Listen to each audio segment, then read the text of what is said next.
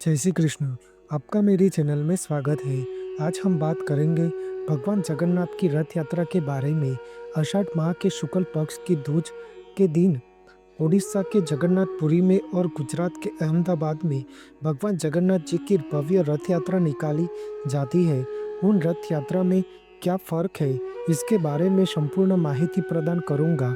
इस साल भगवान जगन्नाथ जी की रथ यात्रा आषाढ़ माह की शुक्ल पक्ष दूज के दिन भव्य तरीके से निकाली जाती है। इस बार की रथ यात्रा 27 जून 2025 यानी कि शुक्रवार के दिन है। उड़ीसा के पुरी में ही भगवान जगन्नाथ का मुख्य और प्राचीन मंदिर स्थित है, जबकि अहमदाबाद में ऐसा नहीं है, क्योंकि अहमदाबाद में भगवान जगन्नाथ का भव्य मंदिर नवनिर्मित बनवाया गया है। रथ यात्रा तो पुरी से ही जुड़ी हुई है, जिसका प्रचलन बाद में अन्य शहरों में होता गया और जिसमें अहमदाबाद की रथ यात्रा को सबसे लोकप्रियता मिली है। भगवान श्री कृष्ण के अवतार जगन्नाथ जी की रथ यात्रा में शामिल होने का पुण्य 100 यज्ञों के बराबर माना जाता है। आषाढ़ माह के शुक्ल पक्ष की दूज के दिन भगवान जगन्नाथ जी स्वयं भक्तों को दर्शन देने का अनेरा मौका देते हैं। भारत देश के ओडिशा राज्य के जगन्नाथपुरी और गुजरात राज्य के अहमदाबाद जिले के जमालपुर विस्तार में भगवान जगन्नाथ की रथ यात्रा का आयोजन होता है। दोनों ही यात्रा भगवान श्री कृष्ण को समर्पित है। दोनों ही जगहों में मंदिर में विराजमान भगवान जगन्नाथ जी की मूर्तियां एक समान है। जगन्नाथपुरी में जो रथ निकाले जाते हैं, वो रथ हर साल नए ही बनाते हैं। उस रथ का कामकाज 2 माह पहले ही शुरू हो जाता है और वह 3 रथ होते हैं, जिनकी भव्यता देखते ही बनती है। जबकि अहमदाबाद में भी 3 रथ निकाला जाता है, लेकिन वह रथ ज़्यादा बड़ा नहीं होता है और ना ही हर साल नया रथ बनाने की ज़रूरत पड़ती है। जगन्नाथपुरी में रथ यात्रा करीब 3 से 4 किलोमीटर का सफ़र करती है और गुंडीचा मंदिर पहुंचकर वहीं पर 7 दिन रहने के बाद वापस लौटती है। जबकि अहमदाबाद की रथ यात्रा का मार्ग करीब 18 किलोमीटर तक ही लंबा है और एक ही दिन में रथ यात्रा वापस निज मंदिर लौट आती है। रथ यात्रा की शुरुआत सबसे पहले बलभद्र जी के रथ से होती है। उनका रथ ताल ध्वज के लिए निकलता है।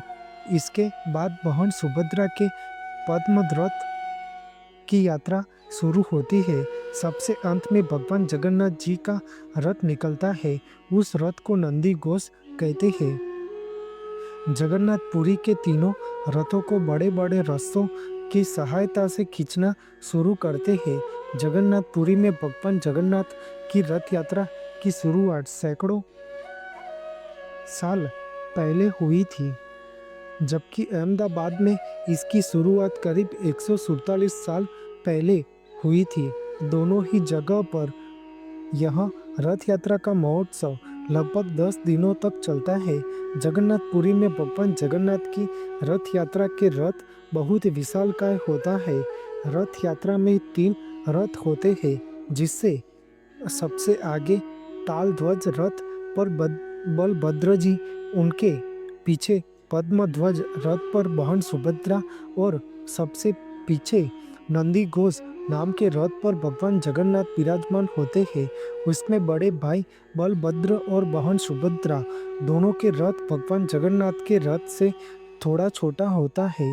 जगन्नाथ जी का रथ गरुड़ ध्वज या कपिल ध्वज कहलाता है। 16 पहियों वाला यह रथ 13.5 मीटर ऊंचा होता है, जिसमें लाल और पीले रंग के वस्त्र का प्रयोग किया जाता है। भगवान विष्णु का वाहन गरुड़ इसकी रक्षा करता है। रथ पर जो ध्वज है, उसे त्रिलोक्य मोहिनी या नंदी घोष कहते हैं। बलभद्र जी का रथ ताल ध्वज 13.2 मीटर ऊंचा और 14 पहियों का होता है। यह लाल और हरे रंग के कपड़े और लकड़ी के 763 टुकड़ों से बना होता है। रथ के रक्षक वासुदेव और सारथी मताली होते हैं। उस रथ के ध्वज को उन्होंने कहते हैं त्रिम्बा, गोरा, दीर्घ क्षमा और स्वर्ण नावा इसके अश्व है। जिस रस्सी से रथ खींचा जाता है वह वासुकी कहलाता है।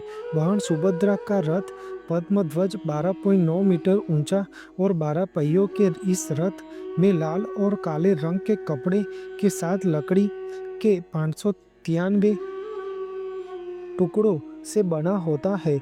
रथ की रक्षा जय दुर्गा और सारथी अर्जुन होते हैं। रथ ध्वज नंदीबीक कहलाता है। रोचिक, मोचिक, जीता और अपराजिता इसके अश्व होते हैं। इसे खींचने वाली रस्सी को स्वर्ण चूड़ा कहते हैं। 10वें दिन जगन्नाथपुरी में इस यात्रा का समापन होता है। अहमदाबाद की रथ यात्रा के लिए भगवान के तीनों ही रथ नगरचर्या पर निकलते हैं। उन्हीं रथों को तालध्वज, पद्मध्वज, नंदी घोष जैसे उपनाम दिए गए हैं। दुनिया के किसी भी कोने में यहाँ रथ यात्रा निकले, लेकिन रथों को इन्हीं नामों से संबोधित किया जाता है। हालांकि इन रथों की बनावट शैली समान ही होती है और रथ छोटे होते हैं। जगन्नाथपुरी में रथ यात्रा से जुड़ी कई अन्य परंपरा और रस्में भी होती है, जबकि अहमदाबाद में निकलने वाली रथ यात्रा में इतने नियम या रस्में नहीं होते हैं। लेकिन रथ यात्रा भव्य तरीके से आनंदमय निकाली जाती है। आपको मेरी यह माहिती अच्छी लगी हो तो मेरी चैनल को लाइक, शेयर, कमेंट, सब्सक्राइब करें और बेल आइकन को दबाना ना भूलें। जय स्वामीनारायण।